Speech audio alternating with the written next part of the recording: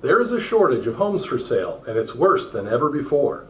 So how bad is the housing shortage, and what does it mean to a market with buyers standing ready with low mortgage interest rate loans? Today's report focuses on the supply side of the housing market, looking at what's coming in and what present levels mean for home buyers and home values today. Sit back, relax, kick up your feet, and let's dig right into the current housing supply shortage.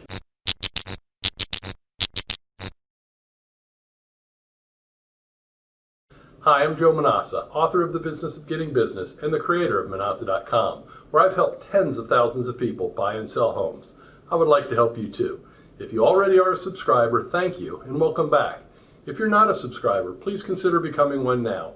We offer the most thorough and accurate housing market reports on YouTube, plus answers to your real estate frequently asked questions, and we also provide virtual tours of some of the most beautiful homes in Tallahassee. Simply hit subscribe to get started, and the bell so that you're the most informed buyer or seller in your next real estate transaction. In normal years, the market is like the weather, and December is a very cool month for new listings and new sales. Families are gathering to enjoy the holidays, and many people do not want their homes on the market during this time. But this is 2020. This is not normal. The market is hotter today than it was in April or May. Let's take an in-depth look at the supply side of the housing market and examine exactly what's happening with the inventory of homes for sale. For the fifth consecutive month, the number of fresh new listings entering the market has grown. Considering that last year saw more listings than any other going back to 2014, this is quite remarkable.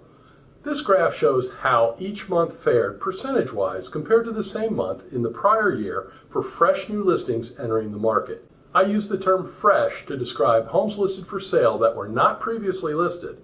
These are homes that are truly new to the market, not merely old inventory that was canceled and relisted by the agent or a new agent. The year started off well with new sellers entering the market, but then COVID kicked in and caused inventory to move much lower. In fact, during what are normally the three most active months for new listings, Tallahassee endured huge declines due to the onset of the pandemic. The past 5 months have recorded 113 more fresh listings than in the same 5 months of last year, representing a growth of about 6%. It is likely that much of this growth can be attributed to sellers who opted out of the market earlier in the year when the pandemic first came to town. In the past, we knew that there were reluctant sellers who were waiting to sell their home due to the pandemic, but I think it's safe to say that the majority of the pent-up supply has, for the most part, been consumed by now.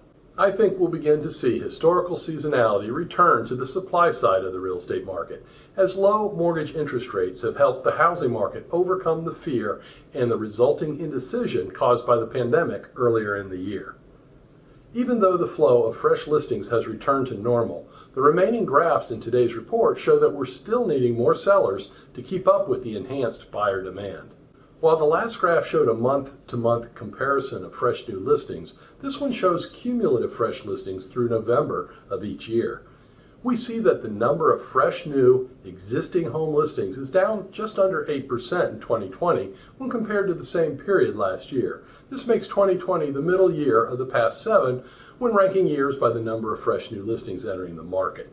The housing market started the year with too few homes for sale, so the reduction in fresh listings coupled with heightened demand has pushed prices higher and created pent-up demand for homes. While this might seem like good news for sellers as their homes are now worth more, you also have to remember that most sellers are going to be buying another home in the same market with the same soaring prices.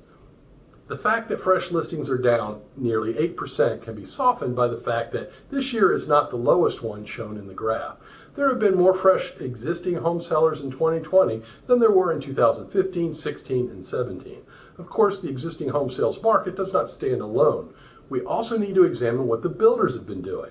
Similar to the previous graph that showed fresh listings for the existing homes market, this graph shows freshly listed new construction homes.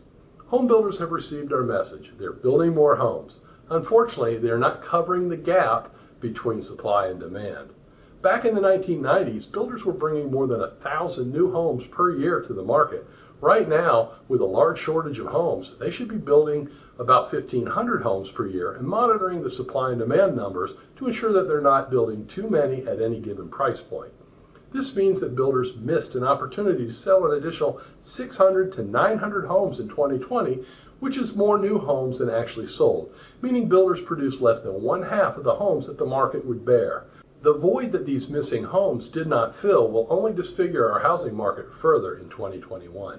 To get the global view of the supply side of our market, we combine new homes with used homes, which produces this graph detailing the total number of fresh new listings that have entered the market through November.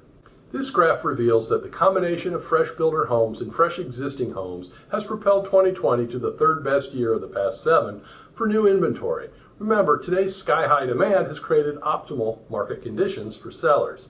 Despite this influx of new homes, the relative supply of homes for sale has fallen even lower. So what does that mean?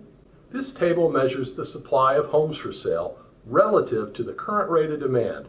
The resulting number for each area and price range is measured in months of supply, and what makes the market balanced is a measure of 6.0. When the relative supply drops below 6 months of supply, we call this a seller's market, as there are more buyers than sellers.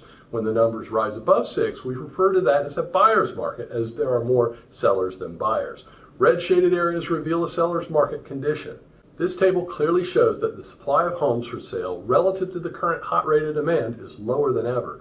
Even with more new homes and more existing homes, the growth of the buyer pool has reduced the months of supply of homes for sale. For every buyer that closed on a home in November, there was more than one buyer that missed out on a chance to buy a home.